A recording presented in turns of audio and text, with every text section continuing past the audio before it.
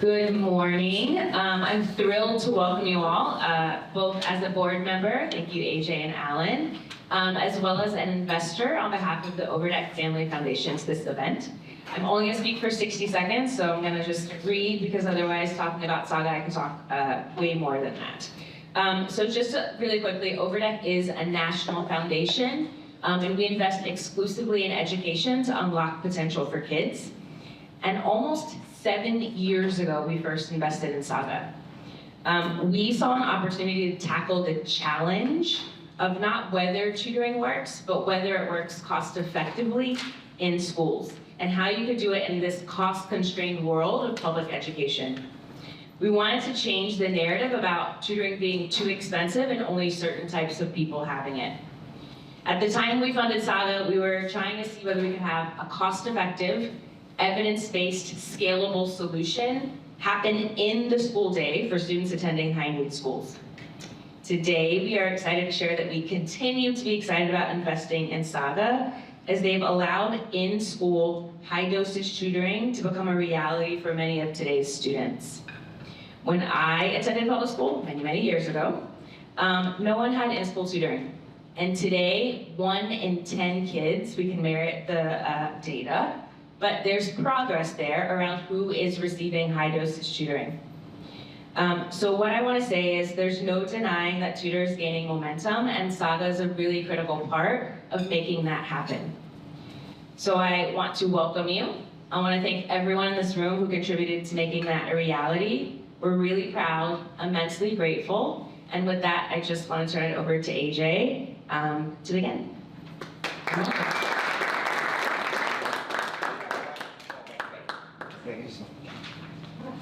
Good morning, everyone. Thank you so much for being here with us. I'm really grateful to Melanie, Peter, and the Overdeck Family Foundation for hosting this event this morning. When I co-founded in 2014, when I started Saga Education with Alan Safran, it was forged out of the idea that when every student has access to a relationship that helps them see their potential, every student can achieve it. And as an organization, we are helping districts implement evidence-based high-impact tutoring as a way to accelerate educational equity, as a way to support the great work of our classroom teachers, and also as a way to make evidence-based tutoring solutions part of the fabric of K-12 education in American public education. As I think about the extraordinary moment we are in right now, I think there's a national growing convergence around high-impact tutoring, and we're so proud to work in partnership with the University of Chicago Education Lab to help understand the impact of our work. I'm so proud that their research has been a central catalyst in shaping the way in which the country is thinking about mitigating against the effects of COVID-19. But high-impact tutoring is not just a tool to mitigate against the impact of COVID. It's transformational in how we think about educational delivery in the long term. And so today, we'll have the opportunity to learn more about recent research on high-impact tutoring, as well as the audacious personalized learning initiative, which will lift the field of high-impact tutoring and deepen our understanding of what actually works. So before I transition into the next speaker, I have a few housekeeping items to share with each of you. First, please hold your questions till after the session, and you can walk up to this microphone right here and ask your questions. Second, the food and beverage will be available after the session during the optional networking segments. And lastly, all the PowerPoint slides and accompanying materials will be shared with everyone after the event. So with that said, I'd like to warmly introduce Rosanna Ander, who is the founding executive director of the University of Chicago Education Lab.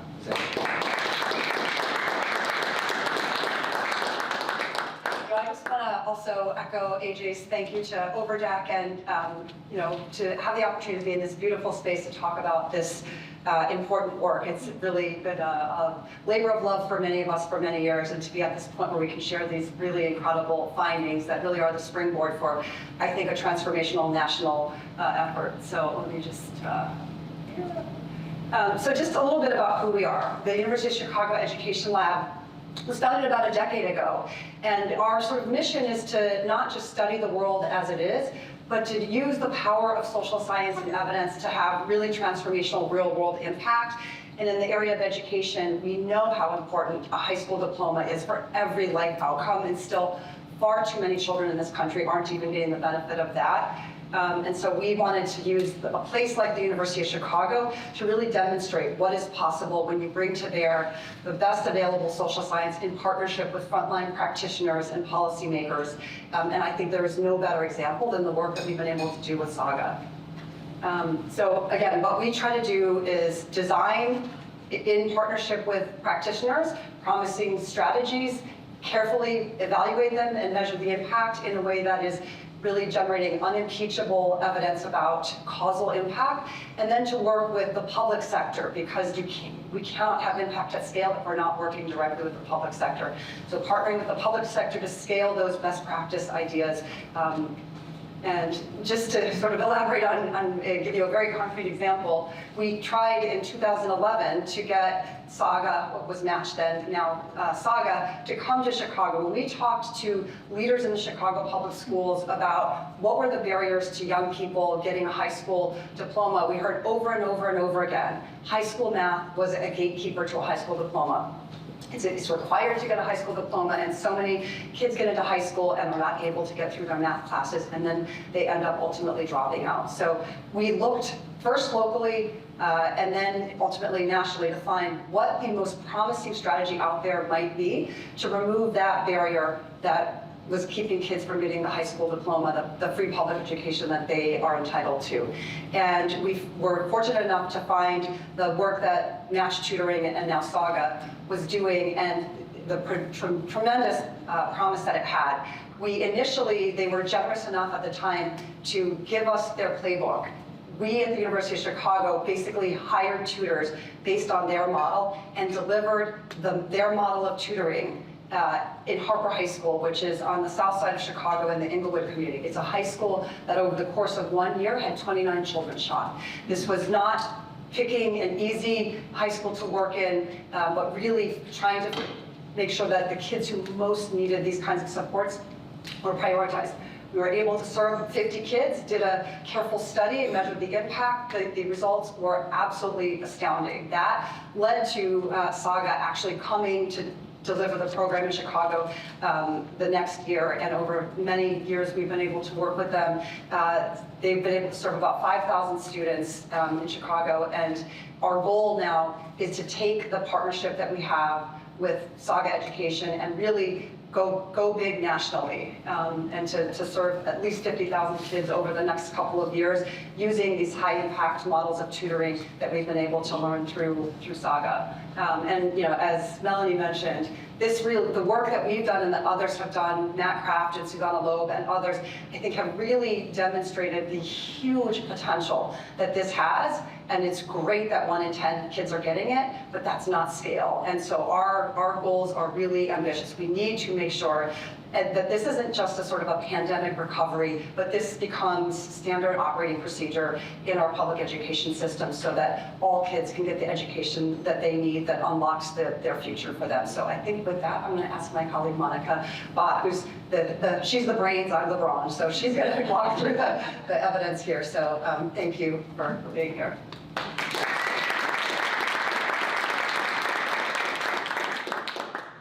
Thanks, Rosanna, and thanks to all of you for being here.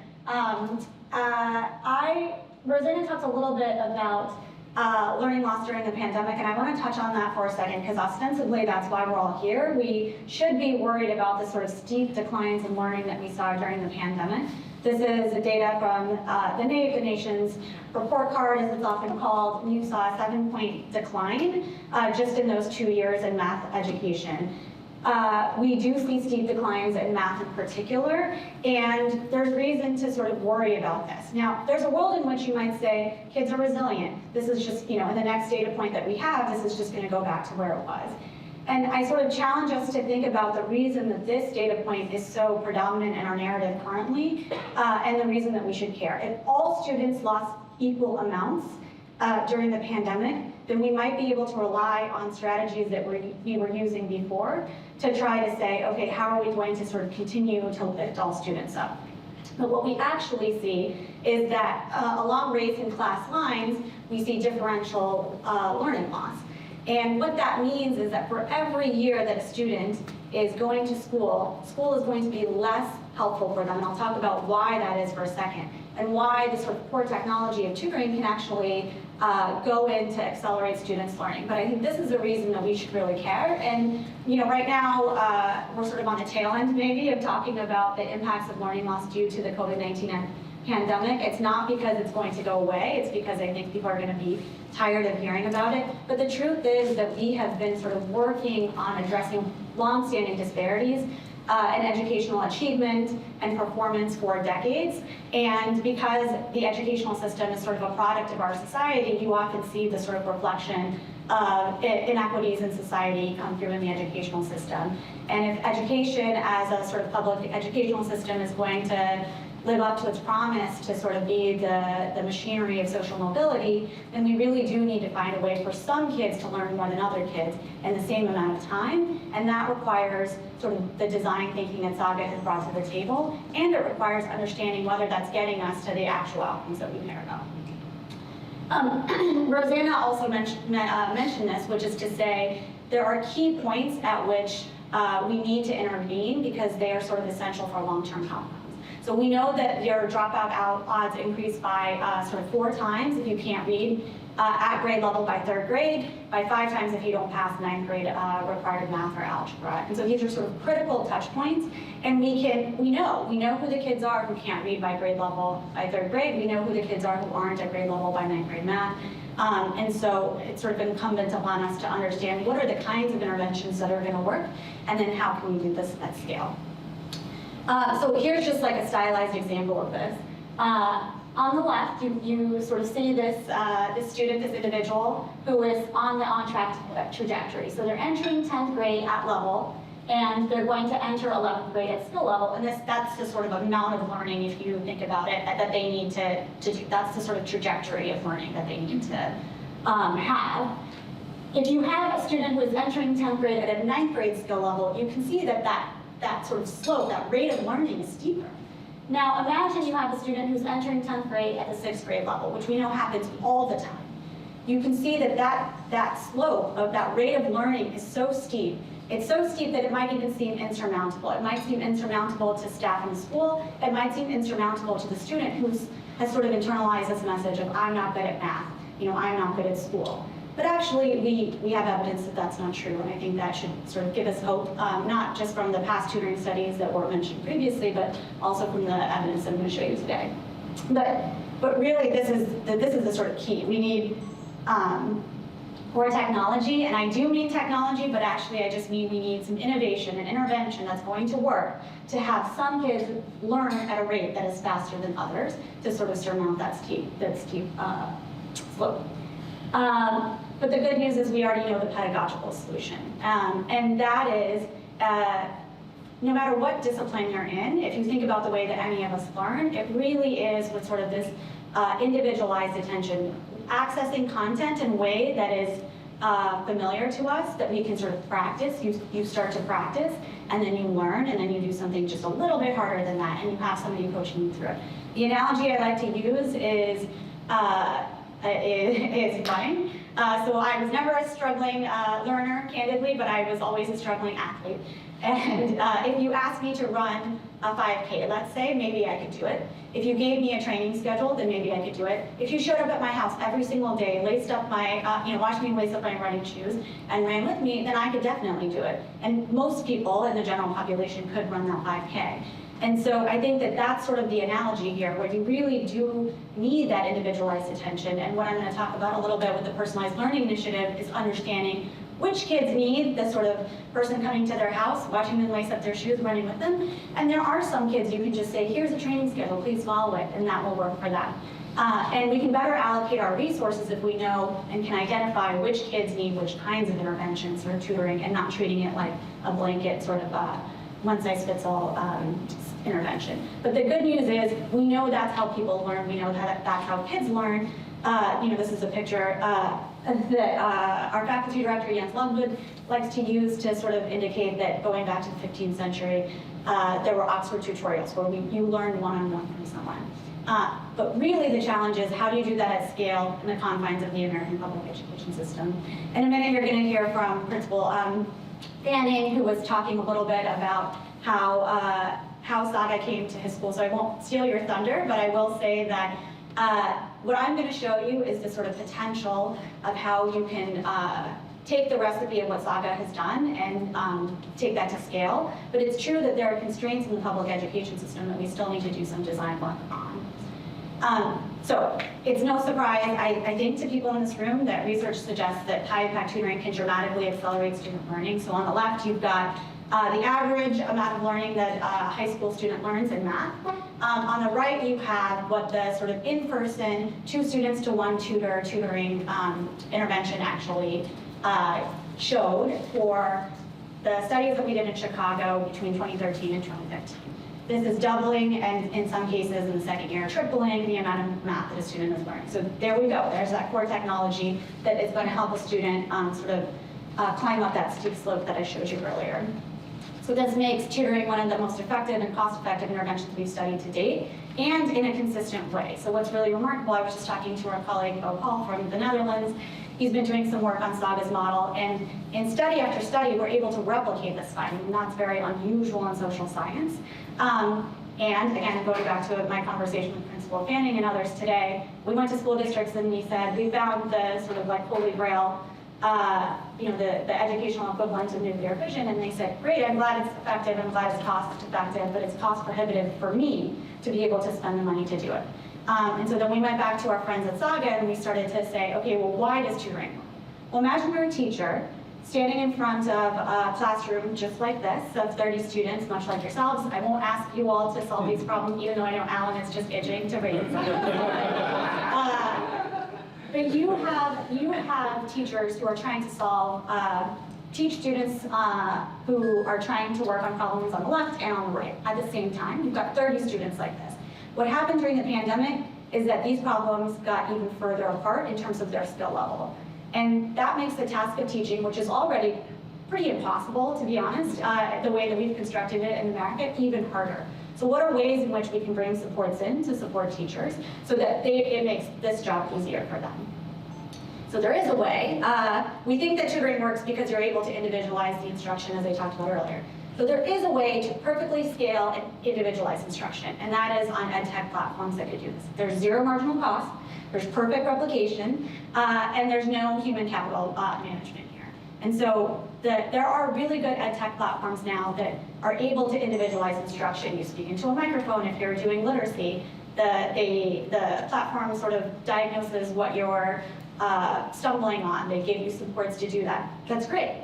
But the problem is that we know that technology has its limits. So for those of us who lived through the pandemic and had to be on our computers all day, every day, you know that burnout was real with respect to technology. Zoom is just a stand-in here for any ed tech platform that kids were using. And it was actually really hard to continue to motivate students without the relationship and without the sort of human element. But you also know that you might be able to substitute some time of a tutor with ed tech and still get to preserve effects. And then that's sort of the idea that we're trying to do here. How far can you go without compromising the effectiveness of that in-person model that we saw earlier? So this is where Saga's innovation comes in. they have this recipe that is really the inspiration for everything that we're doing now. This is the strategy to scale. It's not our strategy, it's Saga's, but we're going to try to use that strategy to work with school districts all around the country to see if this works. Step 1, increase the number of students to tutors. Step 2, lean on ed tech platform to sort of continue that individualized instruction. These are the sort of 2 key ingredients here. And this is the blended learning intervention that we studied for the results that I'm about to share with you. In this situation, there were 4 students working with 1 tutor. You came to your math lab class just like you did in the original sort of construction of Saga. You sat at a table with your 4 students. 2 of the students worked on a math platform like Khan or Alex. 2 of the students would work with a tutor on whatever they were sort of struggling with on that particular day. Every other day they would switch. And so it reduced the cost per student by about 30 to 50% for the sort of original 2 students to 1 tutor. You're really reducing the cost. The question is, do you see deterioration of that effectiveness that we saw earlier? Because if you do, then we have to go back to the drawing board and understand the design, and if you don't, then we actually think we're on something here. So we did a study. We actually did the study over 2 years, in 2018, 2019. We did a second year in 2019, 2020. I can only let you guess what happened in spring of 2020, so I'm going to focus on 2018, 2019 here because that's what we've got the test scores for to sort of measure effects every year.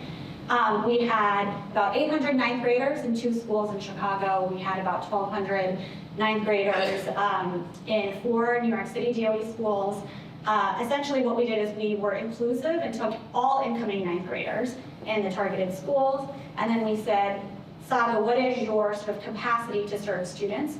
And if you couldn't serve all of the students, then we said, okay, we're going to use a lottery to say who's going to receive tutoring and who's not. And in that way, we could measure outcomes at the end of the year and sort of compare students who received tutoring and who didn't, and then say, any effects that we see on learning are entirely due to the program, because otherwise they're the same. So what we see is actually really remarkable. On the left, you see the average high school math test score gains per year. This is some work that Sean Reardon and his colleagues have done that we're using to sort of estimate how much learning and standard deviation units, so 0.15, the average high school student learns in a year. This is the average, so you can imagine there's some variation. Going from left to right, you see this daily in-person model that I talked about earlier that doubled or even tripled math learning for students. And on the far right, you see the effects of the blended learning model. And the effects are extremely comparable. You see almost no deterioration in treatment effects. That's what's sort of cutting the cost by 30 or 50%. That's remarkable. That never happens in social science. And so I think that this is really the inspiration for what we're trying to do next. We also looked at other kinds of outcomes. You know, we know that test scores are not the end-all be-all of student learning. It's just a systematic way for us to measure student learning. So we looked at math course failures, we looked at GPA, and we do see these kinds of improvements in grades. Back in 2014 and 2015, we did surveys with kids, and we asked about grid and locus of control and all kinds of outcomes. And actually what we saw kids say, and this is sort of replicated again when we did interviews and focus groups with kids, is they'll say, well, I thought I wasn't good at math, but it turns out I am. I thought I wasn't good at school, but it turns out I am. And I think that goes back to kids looking at that really steep slope that they have to climb and saying, well, I don't know if I can do that, but here's an intervention that helps them do that. And so what we're doing with the Personalized Learning Initiative really is trying to build on these results. The question is, how can we scale effective personalized instruction, like tutoring, to reach as many students as possible? And we're trying to work with districts, it's sort of the model that Rosanna talked about, to try out even more scalable versions of tutoring using this sort of inspiration from this recipe. It doesn't have to be 4-to-1, can it be 6-to-1, which Saga is trying now? Can it be 8-to-1? And then we want to measure impacts and sort of iterate on program design and implementation. The way that we're going to do that is work with districts to do high dosage tutoring. We're going to do some R&D to understand even more scalable models, and then we're going to understand what business as usual is. Right now, school districts are trying all kinds of things to try to accelerate learning, and so it's a very rich environment. We're going to assign students via fair lottery to one of these 3 conditions, and then we're going to understand the sort of experiences that students have and we're going to measure the impacts that we have on learning to understand, again, not just what works. I think we know confidently that tutoring works now, which is great. But the challenge is how to do it at scale so that even more students benefit. Not just 1 in 10, but more, and not in a low quality way, but in a really high quality way that we use in real student learning. And so this is where then we can go back to school districts and say, here's a profile of students for whom you have to give them an in-person tutor. That's the sort of best way to accelerate their learning. Here's students for whom you can put them in a classroom with a teacher, and they might be motivated to work on Alex in a larger ratio. So we're partnering with Chicago, with the state of New Mexico, with Fulton County, Georgia, and we're in discussions with several other districts around the country. There are many, many partners in this. It's not easy work.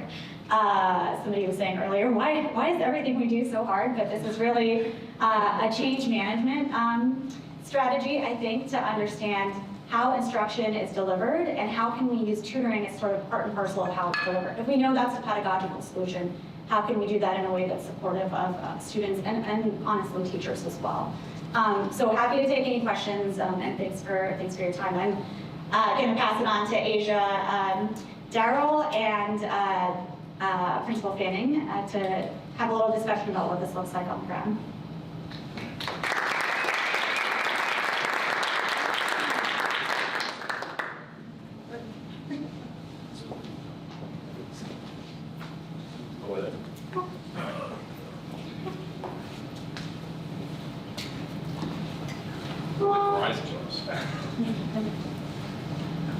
Good morning. Again, AJ Johnson here. I am the Senior Director of Programs for Saga New York City. I've been with Saga New York City since January of 2015. So all of the data that Rosanna and Monica just explained, I was a part of that somehow. I either did the tutoring or I did the coaching of the fellows, and now I'm really working closely with principals and districts to make sure that we can serve as many students from this city. I love Saga Nation, but New York City is really home to me. I was born and raised here. I graduated from New York City Public School, and when we talk about the gap, the achievement gap, the opportunity gap, the access gap, I found myself on the left often. But what brought me closer to the right was the interventions from nonprofits, and of course my teachers. I had amazing public school teachers. I have a lot of respect for them, and principals, but it's just not it's not enough human capital or time in the day. So a lot of that support and confidence that I gained was through nonprofits and additional support outside of school. So when people say, why Saga? Why not Saga, right? We are able to bring in the additional support in the school day, and that's what makes the difference. I've seen it firsthand with the students I work with. When I go in the classroom now, I always check in, like how are you doing? What did you learn today that you didn't learn in your classroom?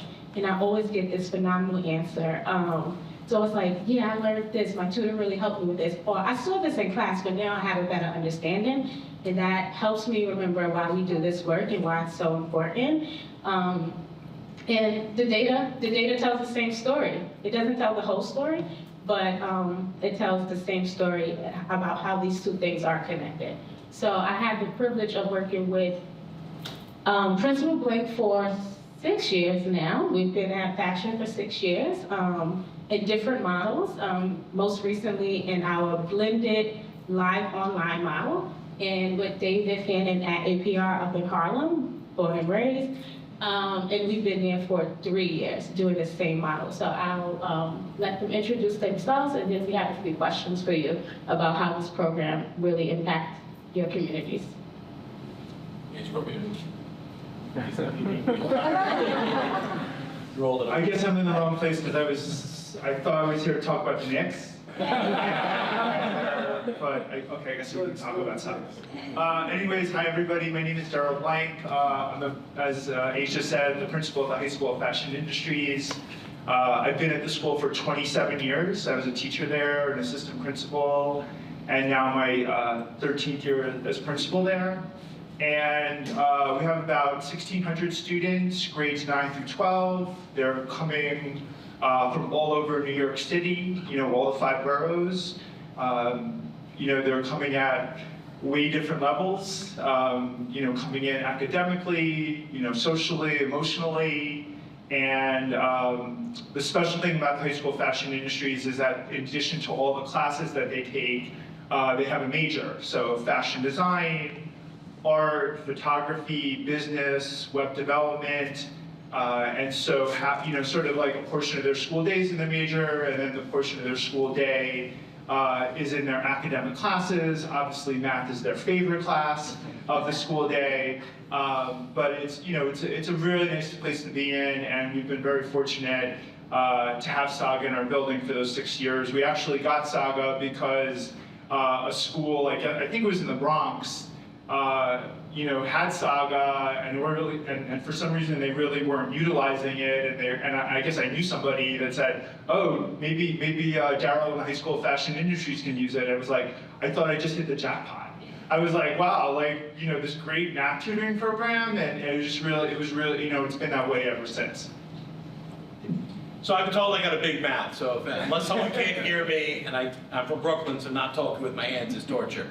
So first I just want to thank everyone that has made Saga possible, because I could not begin to offer the level of support to my neediest kids that we get from Saga. Secondly, I'd like to thank Daryl for convincing me that Saga was a reasonable thing to do, because it's absolutely out of the box thinking for New York City schools. When the superintendent first approached me and said I should try this, I was very trepidatious because it involves pulling kids out of the regular schedule of how we do things, which from a very conservative-minded person is terrifying. I'm so glad I did, because Saga can really disrupt some of the inequities that we find in our schools. Chancellor Farina, many years ago, so you're old enough to remember it, so, identified middle school as being one of the real gap years. I says, something goes wrong, and we're doing fine in K through 5, and then something happens, and kids are all messed up when they roll up into 9th grade. We could curse the darkness, or we could work by the candle, and I really appreciate Saga being there to light a candle, because as high school administrators, we're kind of beholden to a curriculum. I gotta teach algebra. We're in an algebra class, I gotta teach algebra. If I'm in trig, I'm teaching trig. Even if the kids we're looking at have fundamental foundational gaps that have happened. The research, which infuriates me, suggests that you should try to teach them parallel, like you gotta play catch up while teaching stuff, which is great when you're talking about my area of expertise, which is history. I can teach someone to read and write an essay from whatever vantage point we're at. If you don't know basic algebra, you cannot do trigonometry. You just can't. It's impossible, and it's an incredibly defeating situation for children, which is, I think I heard you talk about with the research there. By offering a pull-out model where kids get highly differentiated instruction, and we like to overuse that term for differentiation, and we use it, we do it, like if you're in a class, you come to one of my regular trigonometry classrooms, you will see heavy differentiation. There's only so much you can deviate from a norm of 34 people without like going completely off the rails on something. Saga, because of the local model it can do, like I walk into the room, I'll see Mr. Hallinan, I'll see Ms. Garcia, I'll often see Asia there, but the kids are working in pods with tutors who are working with some of these software models. There's an incredible level of attention. You could be doing 7th grade algebra and still be in the room with someone else at a completely different level. They're truly meeting kids where they are, because they're not beholden to be covering a certain continuum of things within the given course of the day. I could not begin to be able to offer that level of support on my own. I mean, there's a tremendous cost as far as time within the kid's schedule, which is very scary, which is why I thank people for having more courage than I am and to show me that it's a reasonable thing to do. But I really appreciate you guys being there. Our school was privileged to maintain a high level of pass rate on the algebra regions. We exceeded the citywide average by 30%, at a time where we shouldn't have exceeded the citywide average by 30%, because kids didn't get the same kind of instruction over COVID. We could say we did a great job and people were heroic and did a lot of great stuff. Nothing changes the ability of really being there in the room with the warm demander. I mean, you can leverage it with the technology, but you must have the children in the place with someone who is actively supporting them and facilitating this and making this possible. And I think that's the magic I see whenever I walk into a Saga lab. I am super grateful to have in my school community. It's had a real impact on some of our neediest kids. So thank you for making it possible. Do we have time for a question? Okay. So we keep hearing the term, the sauce, the recipe, and something that's missing for me that I didn't hear yet is about relationship building and how that contributes to students' confidence. Can either of you tell me what are some of the stories that you're hearing on the ground from teachers or students that really paint the picture of how relationships that they're building in Saga contributes to their confidence and then the impact of instructional growth?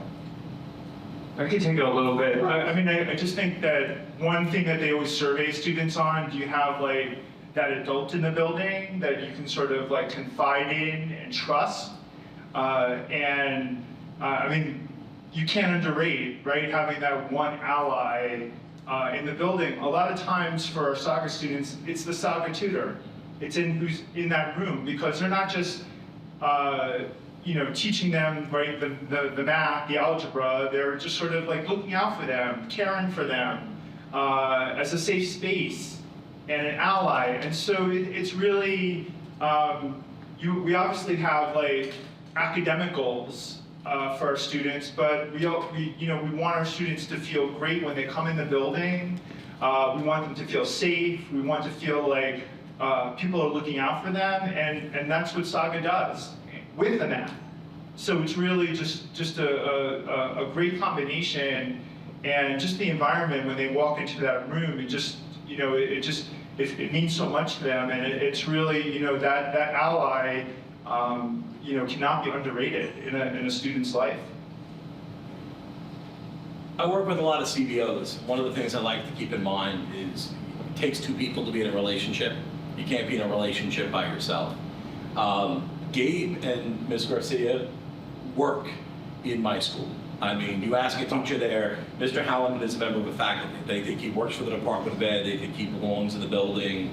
He goes to faculty meetings. He is a member of our math faculty. That is a level of engagement that you don't see from most CBOs, most other organizations that work within the school. And it yields results. I mean, you have to commit. A relationship goes both ways. We fully commit to him as being a member of our team, but he's also, in the organization, is fully committing to members of their team to be fully part of our school community every single day. Gabe and Ms. Garcia, they're every single day. They go to faculty meetings. They come after school. They come on days when we don't have instruction to work with faculty. They are a seamless blend, and that's the kind of contact they have to have. Yes, they have that communication with the kids, but they also have that communication level with the faculty.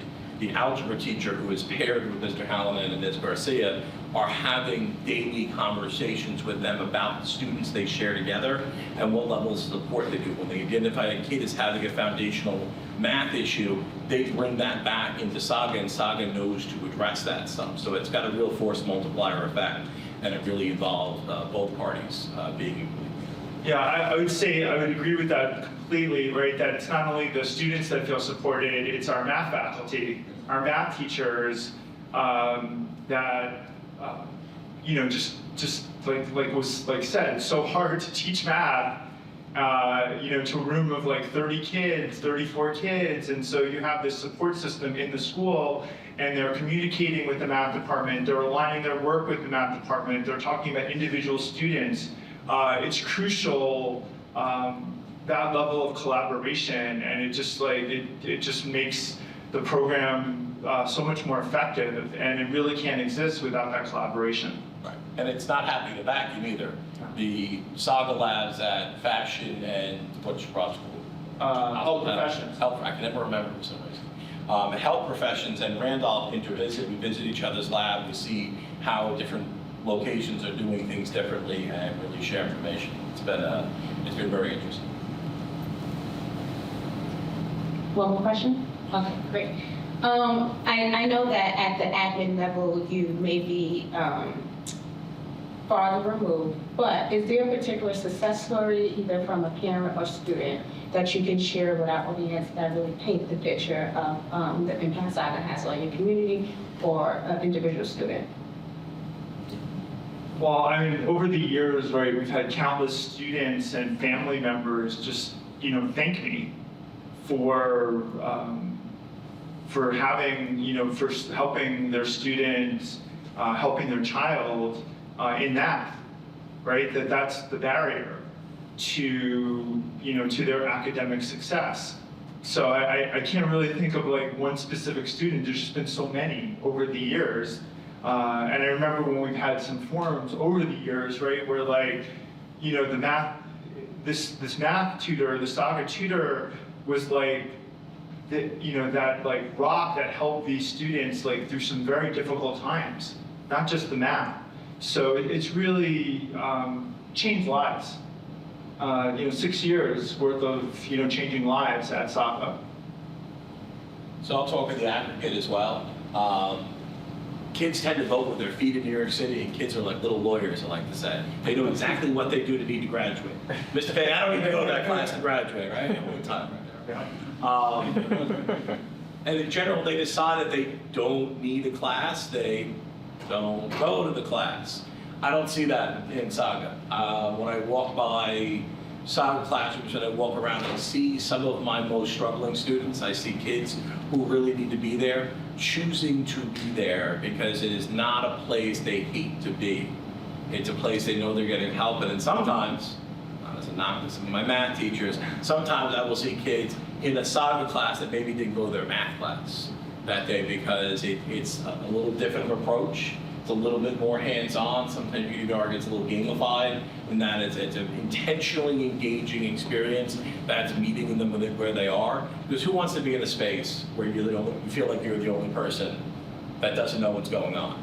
I often felt like that in math. I'm a history teacher on purpose. Like, I am not a math person, and I've often been in a room with people who all look like they know what was going on, and I didn't. It's a horrible experience. I'm glad I had it as a student so I can appreciate it as an educator. I think Saga does a better job of kind of meeting kids where they are, and you see them there. I think they appreciate what they're getting, and I often have a hard time squeezing my way around the room, right? It's like, knock it into everybody because it's a full room full of kids doing stuff. And I think that's the best barometer of success, that children are voting with their feet because they're choosing to do so. And I want to say, you can tell, one of the pleasures is when I go into my regular math classes, I can tell who has Saga and who doesn't have Saga. So in the little groups, right, when a student sort of takes the lead and starts showing, their classmates how to do this, and then I go up to them like, are you in Saga? It's like, yeah.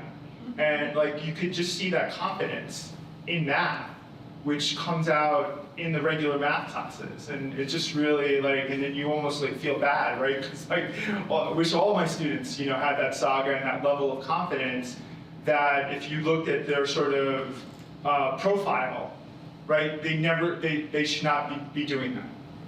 And they are, and they're a leader. They become leaders in the regular math classes, and then they pay it forward. My last two questions, one for my principals, one for my audience, and they're quick. If you can give every student that needs Saga Math Lab, would you do it?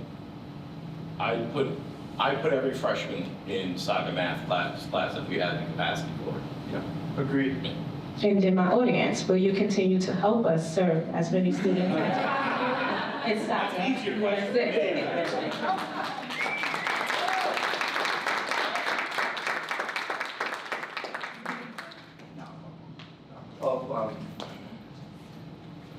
can't do this.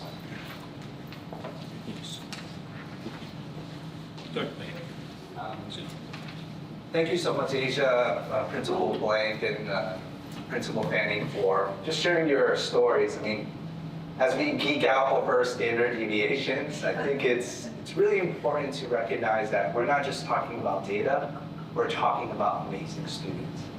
And really, your stories really underscore that this approach, this model, has a broad approach that impacts schools and communities and students' sense of belonging in school, and that really matters. Now, for the final segment of this briefing, let's now consider what high-impact tutoring looks like in the context of the United States. This is going in the wrong direction. Let's see. How do I go back?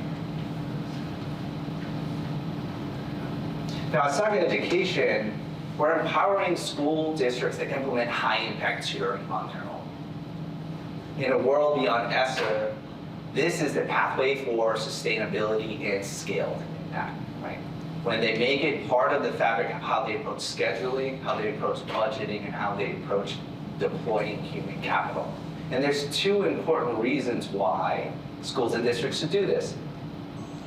And two important needs. The first need is the urgent ongoing need to support the great work of our classroom teachers, and the urgent ongoing need to support our students.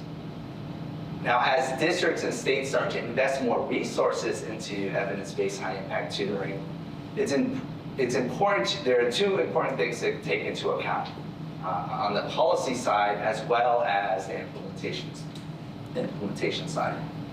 Now, looking at things from a policy lens, there are 5 important considerations for state leaders to take into account.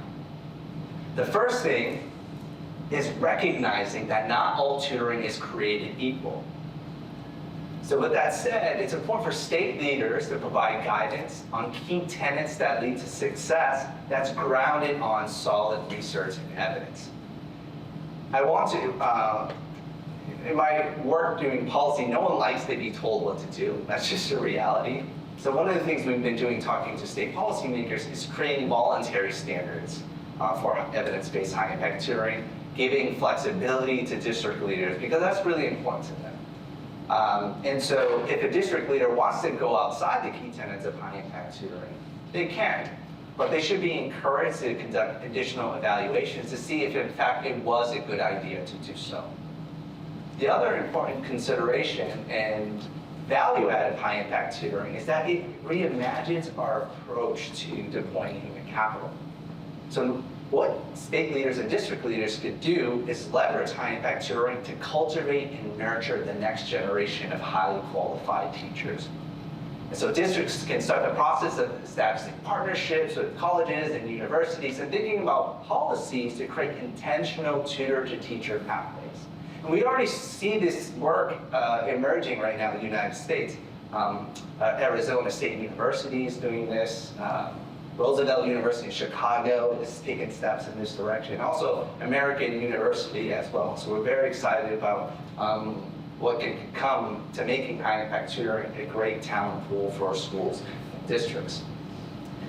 The other thing that is important is that, and really special about the work we're doing at the University of Chicago, is that we don't have this randomized control research study data. We're kind of dusting all hands and say, hey, that's it. We solved K-12 education, right? We've highlighted an area worthy of additional exploration. And what state leaders can do from a policy lens is appropriate funding for ongoing research and evaluation for evidence-based high-impact tutoring, and building and investing in the capacity of districts and their data infrastructure so they can actually provide and share the input and data, which in turn can help support lots of different types of evaluation and exploration work. If districts start the process of making high-impact tutoring part of the regular school day during regular school time, state leaders should start to think about their policies and guidance on time and learning. In order to keep students on track for graduation, evidence-based high-impact tutoring should be a course for credit to make sure that they stay on track for graduation. And so providing that support will help schools and districts integrate this into the regular school day. And lastly, in a world beyond ESSER, we are encouraging states and districts or appropriate funding to provide grant support for ongoing investment in high-impact tutoring. And specifically, state leaders can prioritize their highest priority districts within the state to do that on an ongoing basis. Moving along from an implementation lens. Now, one question I'm always asked is like, how do you practically scale and implement high-impact tutoring on a national level? And it starts with recognizing that you don't need a tutor for every single student in every single subject, right? You should focus on the highest leverage points, what the University of Chicago has shared with us early, which is third grade literacy and ninth grade algebra 1. So that should be the priority for districts, that should be the priority for state leaders. And now let's play with the numbers. If you think about the United States nationwide, about 55 million kids in US public education. There are about 9 million students who are in grades 3 and grades 9.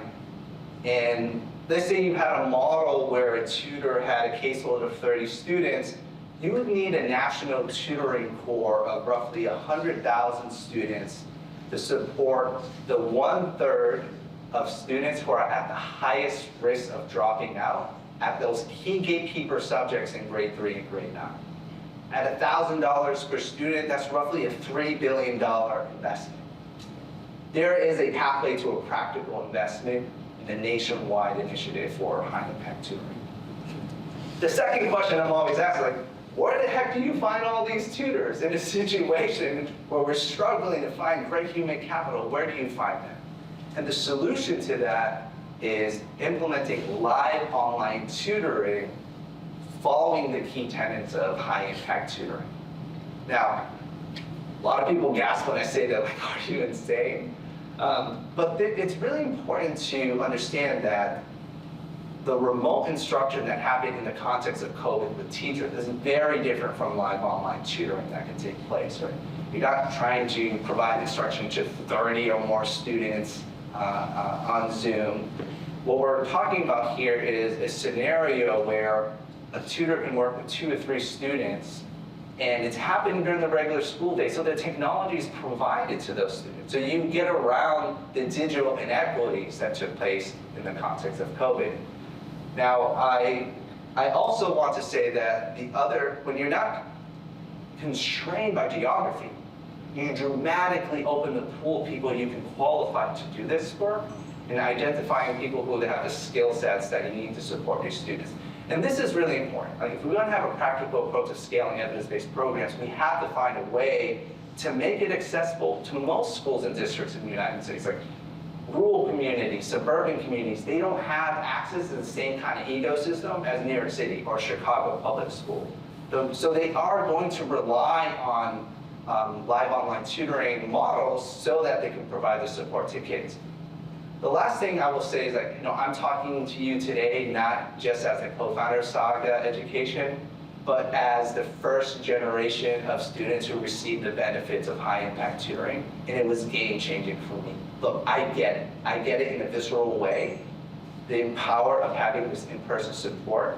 But the moment we're in right now as a country, in the advancements in technology and artificial intelligence, language learning models, right, generative AI, when I listen to my chief technology officer and our engineers and what they're doing in partnership with CU Boulder's School of AI, I'm not only confident that live online tutoring can be just as effective as in-person instruction, I'm confident it could be dramatically better.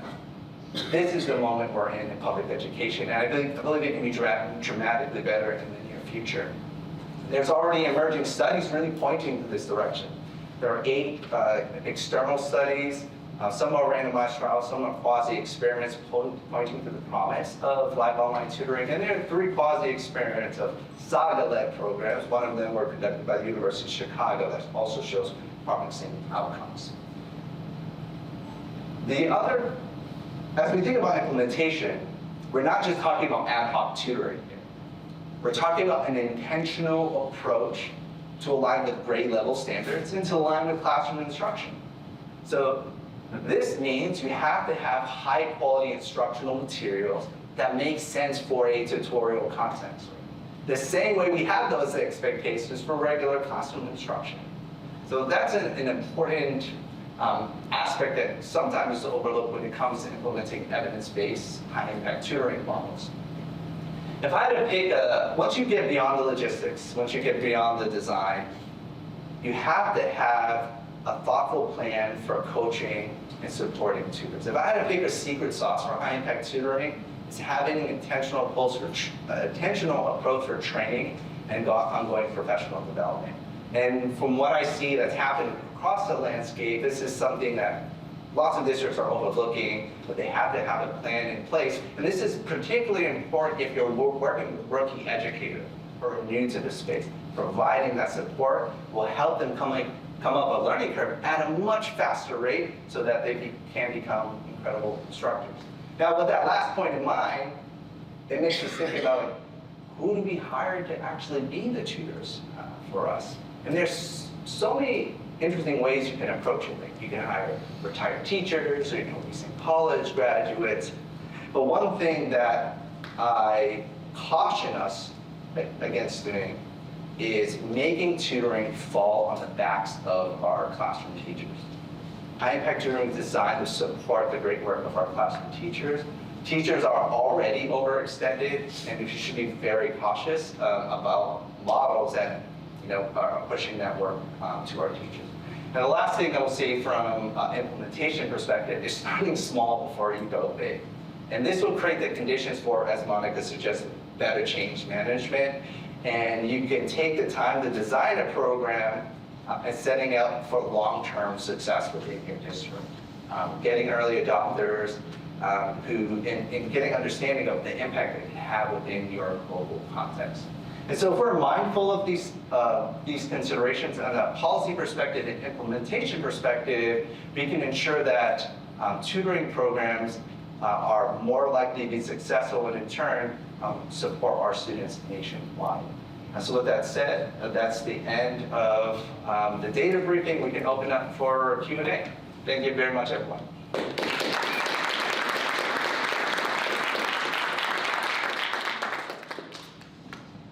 So Alan, why don't you join me? Oh, we don't know if there are any questions. Oh, okay.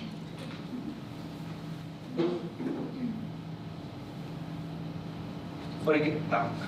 Hi, I'm Jill Barchet at the Hecklinger Report, and I am curious about how you form human relationships with tutors that are in an online tiny circular video feed. And you were talking a bit about how the tutors become allies for these students. Is it more when you switch to the online model that it's the site director who becomes the ally? Can you explain how these human relationships form online? I'm curious to hear from the principals too. Yeah, that's a. AJ, what do you? Oh, yes. Sorry.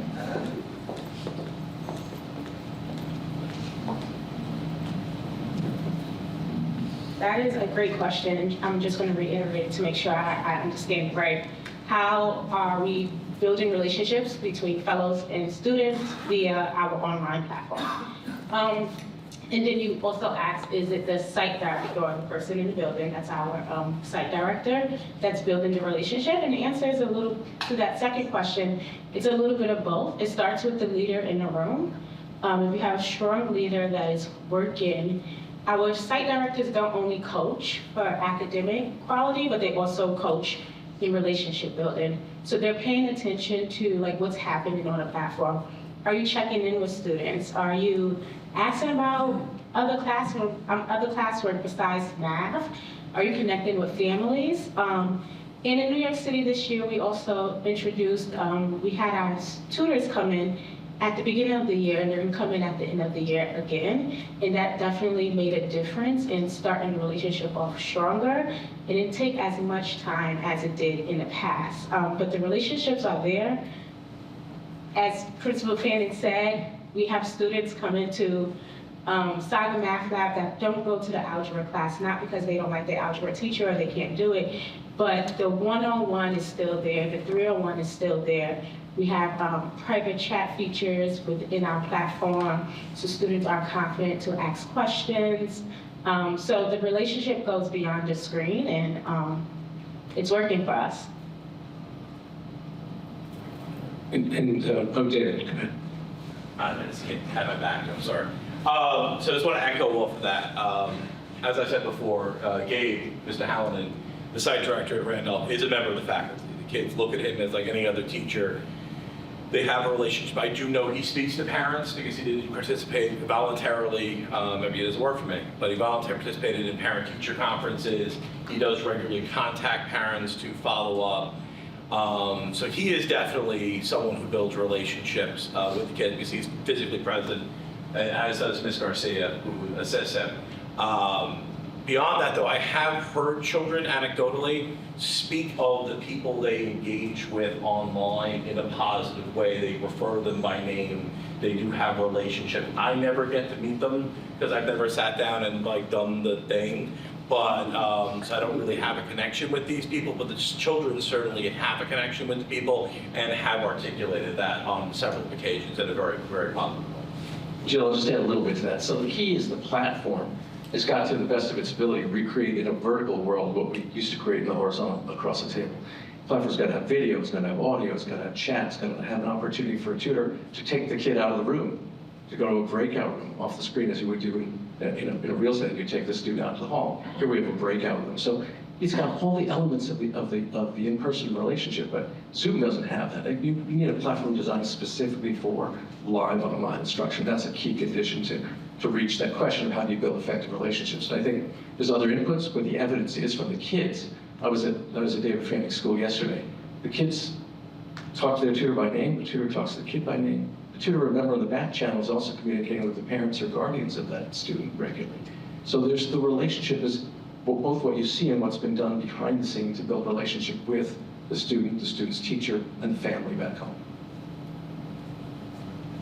And the last thing I'll add to this is the important part of the design. This is where consistency plays a really important role in relationship building in a live online context. Like if a student's working with the same tutor, it creates the conditions where they're more likely to be able to build a strong relationship. And so I think that's an important part of thinking about design, as opposed to what you see with, online tutoring in on-demand context where that relationship doesn't exist. And we can see how that has created challenges.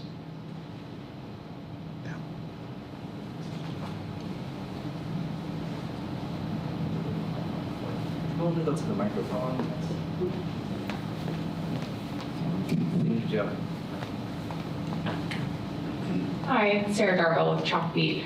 I was hoping you could talk a little bit more about the expansion plans or what's kind of going on that the districts you showed on that map earlier, where folks stand and are folks implementing it in different ways? Can you just tell us a little bit more about that?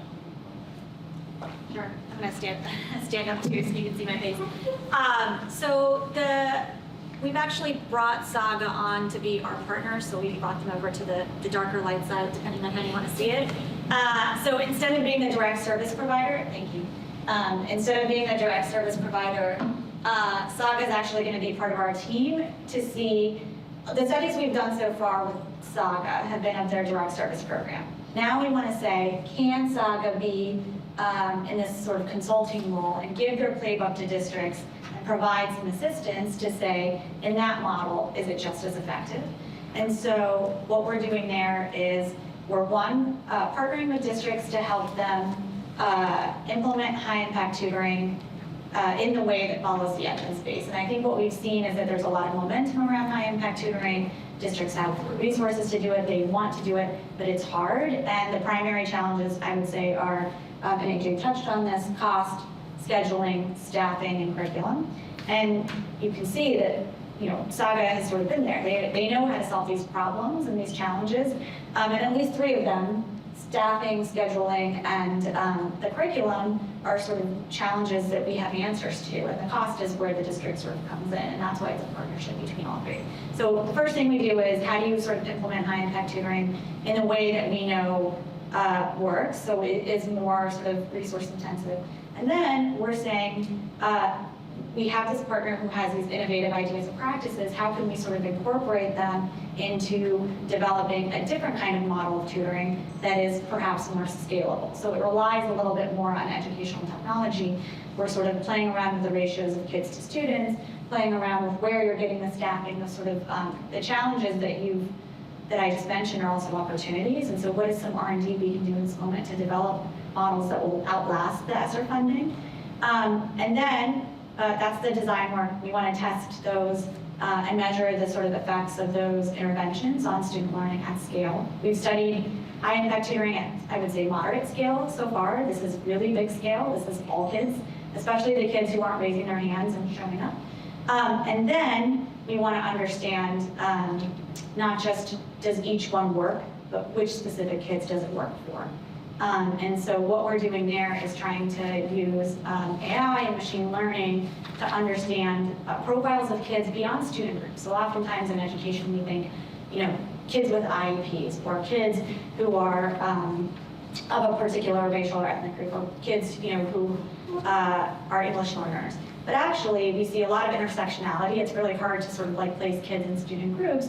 So we want to know what works for a kid who, comes to school 2 months out of the year, then maybe feels not very efficacious, and you sort of see a trajectory of disengagement. What works for that kid? What's the kind of tutoring intervention that works for that kid? So we want to be really specific and granular, and then share that information back with district's principals so that they can say, okay, I have students in my school.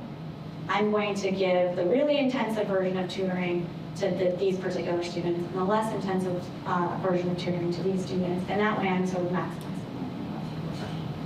To piggyback off of that question, as you expand and the playbook is going to be given to the schools rather than the whole Saga direct experience, does that mean staffing falls again on the schools? They have to find the tutors? So this is where the sort of R&D comes in. One of our partners has mentioned that they have thousands of paraprofessionals that they employ as part of the district, but oftentimes you're not using those paraprofessionals to aid in your instructional delivery. So think about the model of teacher's aides, for example, where you're making copies. You're doing other things in a school building that are really important, but you're not sort of supporting the instruction of a particular tool. What if you redeploy those paraprofessionals in ways that help student learning? And also was sort of utilizing the ability of somebody who's already in a school building to build that sort of consistent relationship that was just mentioned, but in a way that gets kids to practice math. Like really what you see in a Saga tutorial is like, kids are doing math, and it turns out if you practice math at your level, you feel really good at it, you do it more, you learn math. But also you're sort of addressing this motivation question, which is you change your perception of who you are as a kid. And I think there's a lot of paraprofessionals that districts have that can be redeployed in this way, but that's where the innovation comes in. I don't know if you want to add anything else. Well, obviously, the people and money are the big issues, people, money, and schedule. But if the people issue is solved, if the school and district are open to remote live, that's solved. The national pool so deep that you can be totally more selective than you selecting from your local in-person pool. Therefore, the average quality of the people you hire is going to be higher. So if districts are open to that, combination of repurposing, as Monica said, paraprofessionals, others, but college undergraduates from their dorm room, remote live, in the community.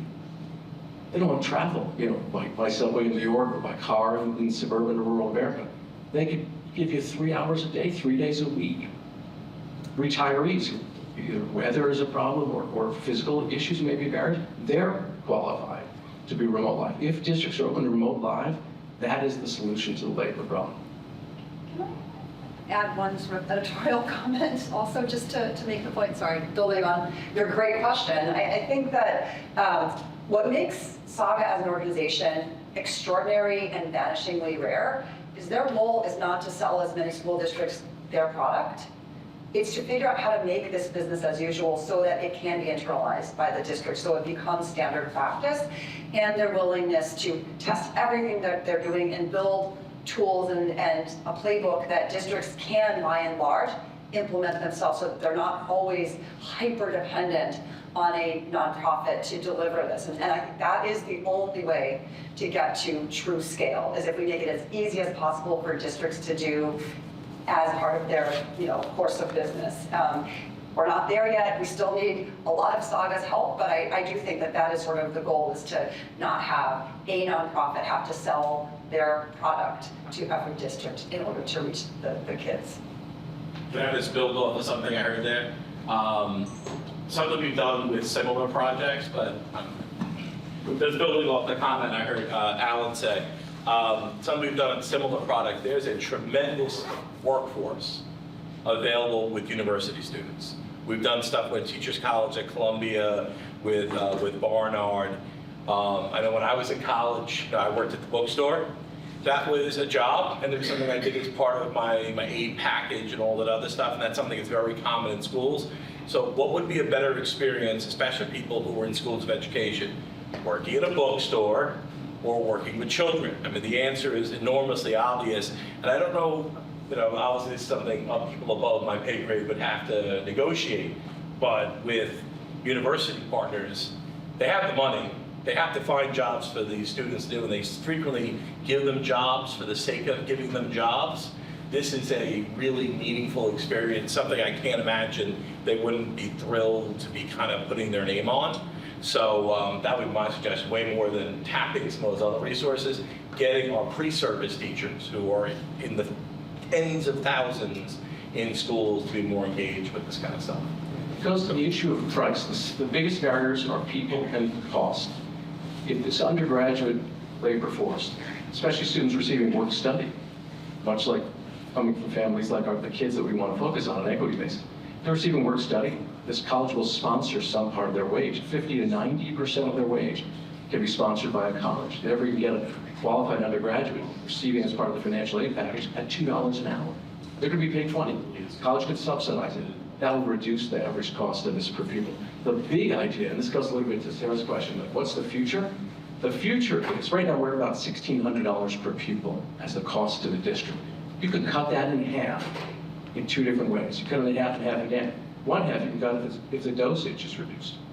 If kids, as Monica talked about, who don't need as much get just half the dosage, the cost will be roughly half. Cut it in half again if this model I actually discussed at a conference in San Diego last week, Jill, you were there, where we put tutoring into the classroom. So the idea of tutoring is an out-of-school time thing. Heroic people do it, but it's not a sustainable model. The Saga model, where we're a class in your building, Daryl, we're a class in your building, David, that's a good model. But the great model that should be tested in the next 2 years is tutoring remote live in the classroom. The teacher then becomes the coach of the tutors and is the human walking around the room. So you don't need a Saga site director. You don't need a Saga learning coordinator for the time the students are on the platform. Half of our cost, $800 per pupil, is in those two adults. But if the already employed teacher is playing those roles, we've reduced our costs in half. So the pathway to an affordable plan is both the combination of the personalized learning initiative, which Monica and Rosanna are going to lead and find changes in the model, but the changes in the structure. When schools decide they want to do this for good, they want to change their structure for good, they'll put tutoring, remote live tutors, in the teacher's actual classroom. And this will be the last question, folks. We can stay around afterwards to follow any vision. So I just want to, Joshua from New York City Public Schools. I wanted to go to your slide, Dr. Bott, on the learning loss, but in the following context. So I wanted to bring in community and school safety issues. So in many schools across the district, since we've returned to school in person, we see a dramatic rise in our most serious incidents. And in my world, the conversation is about safety. And so I'm particularly interested in, because one low-level problem is we see lots of kids walking the halls in schools and not going to class. And one of the principals spoke about that. Kids vote with their feet. So those kids that are not going to class, ultimately around this time of the year start to become suspended. Right? We put a lot of money in suspensions. Calls into question that $3 billion around investment in tutoring. So where I'm going with my question is that this learning loss that you talked about in this steep slope, are we studying the impact of when schools get these kinds of supports for kids? Does the culture in that school improve and do suspensions or class removals decrease? Is that part of the equation? And how might we lift that up? Because many parents are just talking about sadly, are more focused on is my child safe than is my child catching up. as well? That's a great question. And thank you for that question. So we've talked many times. I know in our world as well. So Rosanna's the founding executive director of the Crime Lab and the Education Lab. In a different world, I'm the senior research director of the Crime Lab and the Education Lab. Oftentimes people will say to me, well, education, Crime Lab, that's not what you do education. And I sort of posit that these things are very related, in particular for some students. And so forgive me a little bit of the editorializing, but I'm going to try to connect a couple of different thoughts. So in a different hat that I wear is to be the principal investigator of a program called Ready Chicago, which is aimed at men who are 18 and older, and they're at the highest risk for gun violence involvement in the city of Chicago. It's an amazing program. We see some really promising results there in terms of the reduction for gun violence involvement for the men. But the thing that I want to focus on here is we actually know that over 90% of them went to Chicago public schools at some point in time in their lives. And when they were there, about a fifth of them graduated from high school, about 80% did not. And their last touch point, for the most part, was in 10th grade after going to an alternative school. And so I don't think that these things are as unrelated as like sort of the general public might seem. And for some students, you're not going to live your life in sort of a silo of like thinking about gun violence prevention or safety, or thinking about improving your educational outcomes. And the thing that I sort of want to emphasize here is that when we did a study of students currently in alternative schools, when we look back at their engagement, the engagement is not sort of binary. So oftentimes we sort of talk about dropout as if it sort of happens one day magically and it's very binary, but it's not. You actually see this sort of like system of disengagement that starts happening 5 or 6 years prior. And you can see attendance 5 or 6 years prior for somebody who attends an alternative school is the same as their peers. And then you see this very gradual sort of slope down until students are sort of not attending as much, but they're still enrolled, and then they're stopping out and re-enrolling, and then they kind of gradually just leave. And that gradual disengagement, I think, is that process of looking at the really steep slope and saying, I'm not good. So there's this sort of connection between the pull of schools. Sometimes it's a push out, which we can talk about later, but there's sort of a connection between the pull of schools. Is school a place that is productive for me? Is school a place where I feel efficacious? And if not, then students are really making rational choices about whether or not they're going to invest their own time in going to that particular school. And so I don't think that these conversations are unrelated as they seem. To your point, so we did, the original studies that we did with Saga Education were done in high schools where safety was of utmost concern. And we actually did look at whether Saga affected things like suspensions. We also looked at arrests in particular. We saw the right direction of, students who participated in tutoring had fewer arrests, had fewer suspensions, but these effects weren't statistically significant. Even though they're far too common for some students, they're rare enough to where it's really hard to detect an effect. We also didn't design the study to look at those outcomes. But it is something that over time, given that we have so many tutoring studies now, we can look at. And it's something that we really should, because I think it's sometimes a false choice to think about sort of safety or like violence prevention interventions and then interventions that look at educational performance or achievement because of the reasons I just mentioned. AJ and Alan, I don't know if you want to say anything else. Thanks for the question. Well, that concludes data briefing today. Thank you again so much for taking the time to be here. We're going to have, we have additional time for networking and other conversations if you have additional questions you wanted to ask. So we look forward to sharing this story with you and more data to come. Again, thank you everyone.